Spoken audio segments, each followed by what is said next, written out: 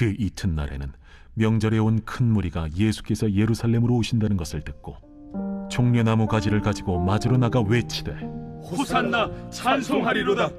주의 이름으로 오시느니 곧 이스라엘의 왕이시여. 예수는 한 어린 나귀를 보고 타시니 이는 기록된 바 시온 딸아 두려워하지 말라.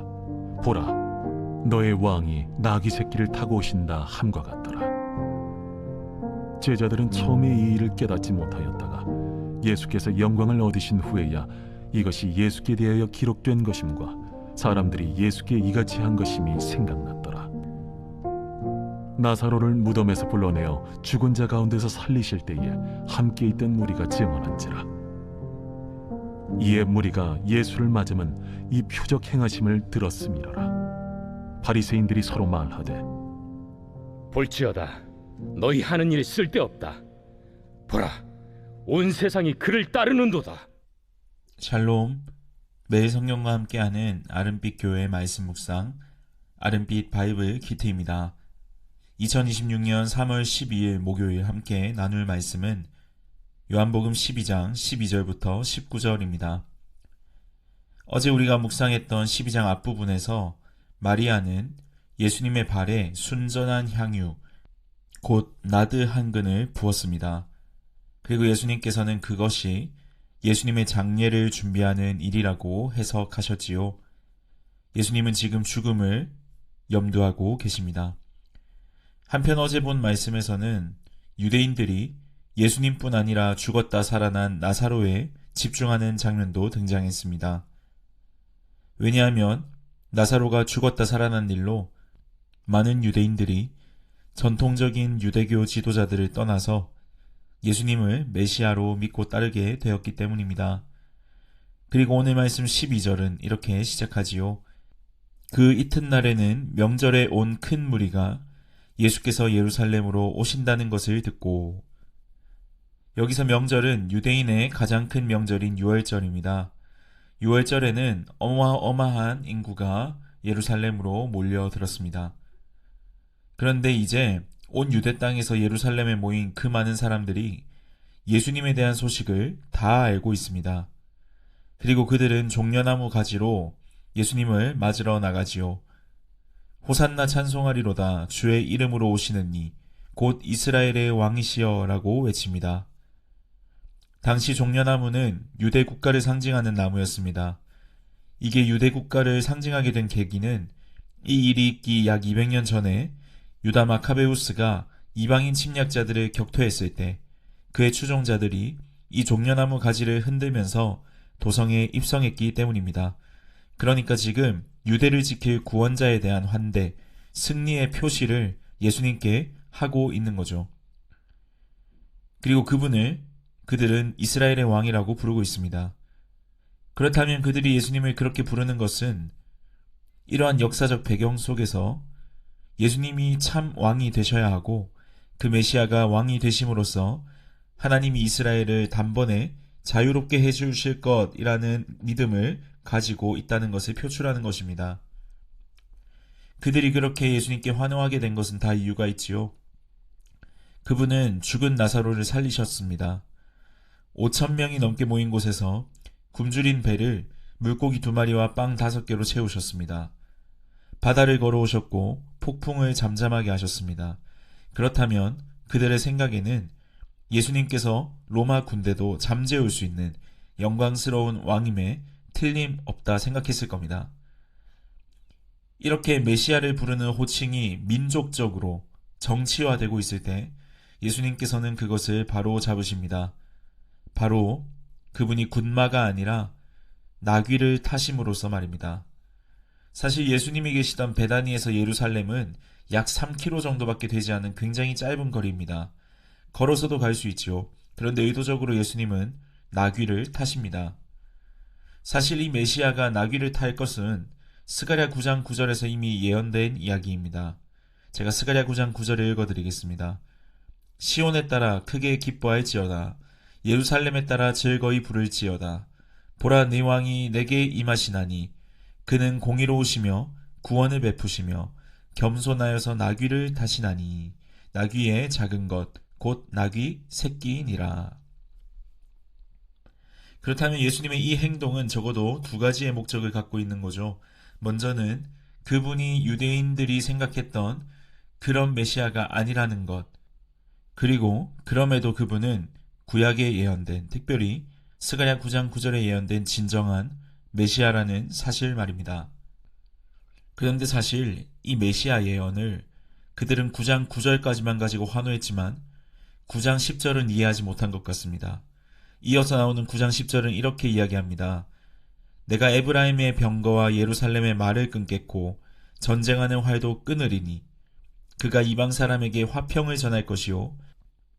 결국 그분이 왕이 되신다는 것은 전쟁이 그치고 화평을 전하는 것을 의미하는 것이었습니다. 16절을 보면 제자들은 당시에 메시아의 왕으로 입성한 것을 깨닫지 못했다고 합니다. 그런데 그들은 십자가 죽음 뒤에 깨닫게 되지요. 지금 요한은 의도적으로 예수 그리스도의 십자가 죽으심이 그의 왕되심이라는 것을 알려주고 있는 것입니다. 여러분, 오늘 말씀은 결국 기독교 복음의 핵심이 예수님의 왕되심임을 설명합니다. 기독교는 우리의 진정한 왕이 오직 예수 그리스도뿐이고 우리가 이 땅에서 드리는 예배는 그것을 고백하는 행위임을 이야기합니다.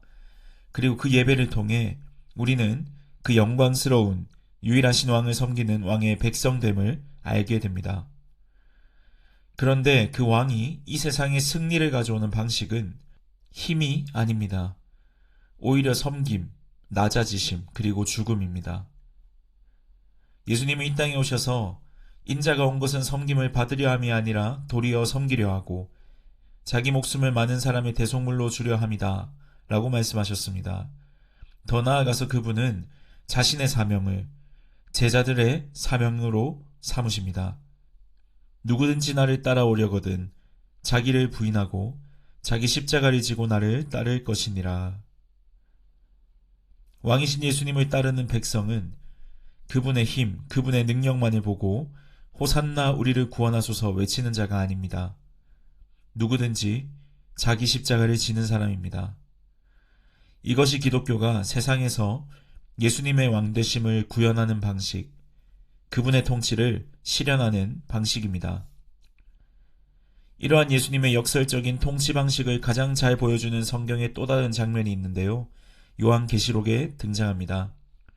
5장에서 저자 사도 요한은 환상 중에 구원의 경륜이 기록되어 있는 두루마리를 열 사자가 올 것이라는 소식을 듣습니다. 사자는 어흥하면서 악을 물리치고 세상을 평정할 것처럼 상상되지요. 그런데 요한이 실제로 본 것은 사자가 아니라 어린 양이었습니다. 그리고 그 어린 양은 죽임당한 것 같았습니다. 그럼에도 그 어린 양은 보좌에 계신 분의 오른손에서 그 두루마리를 받지요. 여러분, 세상의 모든 문제를 해결할 능력자가 죽임당한 것 같은 어린 양으로 등장하는 이유가 무엇일까요? 바로 주님의 통치 방식이 죽음임을 알려주는 겁니다.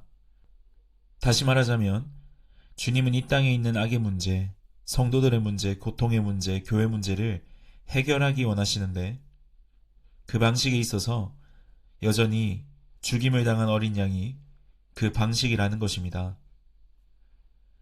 사랑하는 아름빛교회 성도 여러분, 모든 그리스도인들은 세상을 변혁하는 사명을 가지고 있습니다. 그런데 그 방법은 여전히 죽임당하신 어린 양입니다. 그래서 그리스도인이 서 있어야 할 자리는 어쩌면 광장 속에서 큰 목소리를 내는 것이 아니라 각자의 삶의 자리에서 묵묵히 살아가는 삶의 모습일지도 모르겠습니다. 그리스도인은 예수님이 군중 속에서 마이크 잡고 외치시는 것보다 약자 한 사람 한 사람 곁에서 그들의 삶 속에서 사랑을 실천하셨듯이 그분이 가신 그 길, 그 사랑의 길을 따르는 자입니다. 그리고 그렇게 고난당하는 사랑의 길을 걷는 사람들은 세상이 감당하지 못합니다. 왜냐하면 그들이 경험해보지 못한 방식이기 때문입니다. 오늘 하루 먼저 우리가 하는 주님을 향한 외침, 그 찬양, 그 우리의 호산나가 우리가 찬양하는 그 왕을 향한 갈망이 누군가를 굴복시키는 힘을 구하는 외침인지 아니면 자신을 낮추어 평화를 만드신 그분을 따르겠다는 고백인지 한번 되돌아보길 바랍니다. 그리고 힘과 세력을 추구하는 것이 아니라 고난을 감수하는 사랑, 희생을 감수하는 사랑으로 있는 그곳에서, 보내신 자리에서 신실하게 한번 살아가 봅시다. 이것이 우리가 세상에 그리스도의 사랑, 그 평화와 화평이라는 메시지를 던지는 방법이 될 것입니다. 함께 기도하겠습니다.